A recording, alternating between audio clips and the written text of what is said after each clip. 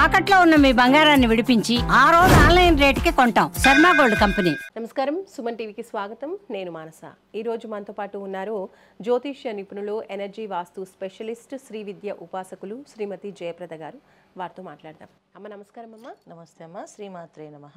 అమ్మ, ఈ నెలలో రాశి ఫలాలు తెలుసుకోవాలనుకుంటున్నాం కాబట్టి ఫస్ట్ ఆఫ్ ఆల్ ఈ గ్రహస్థితి ఏ విధంగా ఉంది, ఏ ఏ రాశిలో ఏ ఏ గ్రహాల సంచారం కనిపిస్తుందో తెలియచేయండి. తప్పకుండా నాన్న.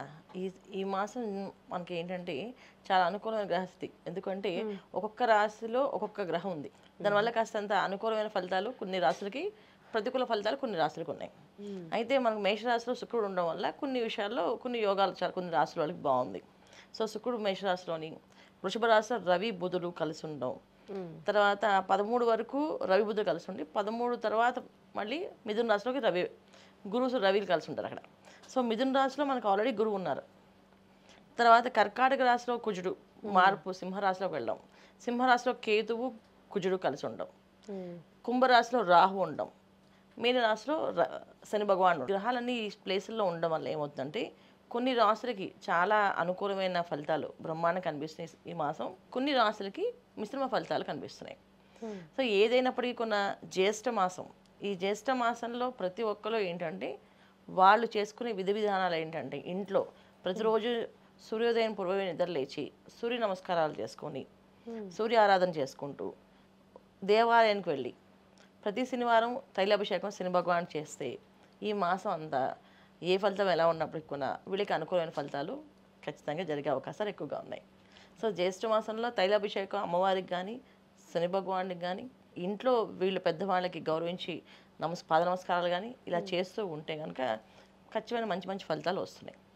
ఇంకోటి ఏంటంటే దేవాలయానికి వెళ్ళే అవకాశం లేని వాళ్ళు, వెళ్ళలేమనుకునే వాళ్ళు ప్రతిరోజు ఇంట్లో తల్లిదండ్రుల కాళ్ళకి నమస్కారం, పాదాభివందనాలు అంటే పాదాలు ముట్టుకొని స్పర్శించి నమస్కారం చేసి, దూరంగా ఉన్నవాళ్ళు వాళ్ళకి ఫోన్ చేసి శుభోదయం చెప్పి మమ్మల్ని ఆస్వాదించాడని చెప్పి అని ఫోన్లో అడిగిన ఈ మాసం అంతా వీళ్ళకి చెడు ఫలితాలు అనేది లేకుండా మంచి ఫలితాలుగా మారే అవకాశం ఎక్కువగా ఉంటుంది. ఇది చేసుకుంటూ వెళ్ళచ్చు. అమ్మ, తులారాశి వాళ్ళకి ఈ జూన్ మాసం అంతా కూడా ఏ విధమైన పరిస్థితులు కనిపిస్తూ ఉన్నాయి, ఏ విషయాల్లో ఎక్కువగా అనుకూలంగా ఉండే అవకాశాలు ఉందంటారు? తులారాశి వాళ్ళకి ఈ మాసం చాలా అనుకూలంగానే ఉందన్న. మంచి ఫలితాలు కనిపిస్తాయి. అన్నిటికంటే మెయిన్ ముఖ్యమైనది ఏంటంటే ఒక కష్టం నుంచి బయటపడతారు వీళ్ళు. అంటే ఎవరైతే ఇప్పుడు దాకా ఏదో ఒక కష్టం అనుకుంటే ఏ ఇంటికి ఆ ఇంటికి కష్టం. ఒకరికి ఉద్యోగం రావాలంటే అదొక ఆనందం వాళ్ళకి. ఉద్యోగం కోసం ప్రయత్నం చేస్తే ఉద్యోగం వస్తుంది. వ్యాపారంలో అభివృద్ధి రావాలనుకునే వాళ్ళు వ్యాపార అభివృద్ధి జరుగుతుంది. ఆస్తి మాకు రావాలి అనుకునే వాళ్ళు ఆస్తి అంటే పుట్టింటి వాళ్ళ నుంచి కానీ అత్తగారింటి దగ్గర నుంచి కానీ ఆస్తి రావాలనుకునే వాళ్ళు ఆస్తి రావడం, ఒక పని మీద ఒక ప్రొఫెషనల్గా వాళ్ళు ఎదగాలి అనుకునే వాళ్ళకి గుర్తింపు రావడం, ఇలాగే ఎవరికి ఏ కష్టం ఉందో ఆ కష్టం నుంచి బయటపడతారు ఈ మాసంలో. అలా బయటపడే అవకాశం ఈ తులారాశి వాళ్ళకి 100కి 100% కనిపిస్తుంది. సో అందుకని వీళ్ళ ఏ పనైనా చేయాలి అనుకుంటే వెనక ముందు ఆలోచించుకొని చక్కగా చేసుకుంటూ ముందుకు వెళ్ళడమే. సో అన్ని పనుల్లోని అన్ని రంగాల్లోని అభివృద్ధి అనేది కనిపిస్తుంది. అలాగే ఉద్యోగ ప్రయత్నాల్లో కూడా అభివృద్ధి కనిపిస్తుంది. ఇంకా విద్యార్థుల విషయంలో వచ్చినప్పటికీ విద్యార్థులు బాగా కష్టపడి చదివితే ఖచ్చితంగా ర్యాంకులు వచ్చేవి అవకాశం ఎక్కువగా కనిపిస్తుంది. సో వీళ్ళు చదవడము, ఉద్యోగాలు ప్రయత్నం చేస్తారు, ఉద్యోగాల కోసం వెళ్ళడము, విదేశాల్లోకి వెళ్ళాలనుకున్న వాళ్ళు విదేశాలకు వెళ్ళే అవకాశము ప్రతి ఒక్కరికి, తులారాశి మహిళలకి పురుషులకి ఎవరికైనా సరే మంచి ఫలితాలు ఈ మాసంలో కనిపిస్తున్నాయి. చెడు ఫలితాలు అనేది చాలా తక్కువగా ఉన్నాయి, తక్కువ శాతమే కనిపిస్తుంది. అన్ని కొన్ని ఎక్కువగా మంచి ఫలితాలు కనిపిస్తాయి, మంచిగా ఉన్నాయి. సో చెడు ఫలితాలు మనం ఆలోచించుకుని వస్తే ఏమవుతుందంటే తులారాశి యొక్క సంతానం ఏవైతే ఉందో వాళ్ళకి అసలు రాంగ్ ట్రాక్ వెళ్ళే అవకాశం ఉంది. సో సంతానం ఎవరైతే ఉన్నారో చిన్నపిల్లలు ఉన్నారనుకోండి, అనారోగ్య సమస్యలు కాస్త వచ్చే అవకాశం ఉంది.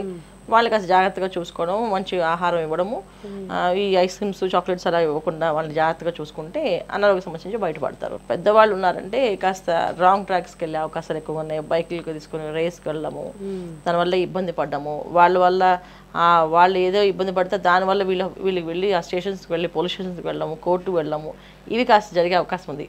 చూడడానికి చిన్న ప్రమాదమైనా అది కొంచెం పెద్దగా వాళ్ళ జన్మజాతకంలో ఏవైతే కష్టం నడుస్తుందో, స్థితి నడుస్తుందో దాన్ని బట్టి వీళ్ళకి కొంచెం ఎక్కువగా తీవ్రత ఉంటుంది. సో గోచారీత్యా ఏంటంటే కాస్త తీవ్రత కాస్త తక్కువగా ఉంది. జన్మజాతకంలో ఆ తీవ్రత కొంచెం ఎక్కువగా ఉండి దశ బాగాలేకపోయినా, అంతర్దశ బాగాలేకపోయినా వాళ్ళకి ఖచ్చితంగా ఈ తీవ్రత 5% కాస్త ఒక 0 అయితే 50% అంటే 50% అనుభవించాల్సిన అవకాశం ఎక్కువగా ఉంటుంది. సో అలాంటి పరిస్థితి తులారాశి వాళ్ళకి సంతానం వల్ల వచ్చే ఇబ్బందులు ఎక్కువగా ఉన్నాయి. సో సంతానం ప్రయత్నం చేసే వాళ్ళు ఈ మాసంలో ప్రయత్నం కాకుండా వచ్చే మాసంలో ఇప్పుడు IVF అవి వెళ్తున్నారు కదా, ఇలా IVF దేనికి వెళ్ళే వాళ్ళు ఈ మాసంలో వెళ్ళకుండా ఉంటే మంచిది. మరి సంతాన సమస్యలు అంటే పిల్లలు ఉండి సంతాన సమస్యలు ఏమైనా కలగొచ్చు అంటున్నారు కాబట్టి ఈ సమస్యల నుంచి బయటపడాలి అంటే ఈ నెలలో ఎటువంటి పరిహారాలు పాటించవచ్చు, అలాగే ఏ దైవాన్ని ప్రార్థించాలి?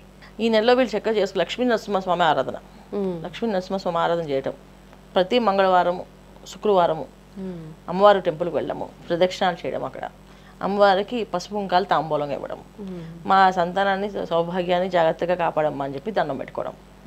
అది సో ఈ ప్రయత్నం చేస్తూ వీళ్ళు వెళ్తూ ఉంటే అన్ని పనులు అనుకూలంగా జరుగుతాయి. శుక్రవారాల పూట కాస్తంత ఒంటిపూట భోజనం చేసి ఉపవాసం ఉంటే కొన సంతానానికి ఎటువంటి హాని జరగకుండా బాగుంటుంది అనమాట. సో ఇవి చేసుకుంటూ వెళ్తే చాలా మంచి ఫలితాలు ఉన్నాయి వాళ్ళకి. ధన్యవాదాలు. నమస్తే అమ్మా. శ్రీమాత్రే నమః. చూసారు కదండి, తులారాశి వాళ్ళకి ఈ నెలంతా కూడా ఎలాంటి పరిస్థితులు కనిపిస్తున్నాయి, అలాగే ఏ పరిహారాలు పాటించాలి అనే విషయాలు తెలుసుకున్నాము. చూస్తూనే ఉండండి సుమన్ టీవీ. నమస్తే.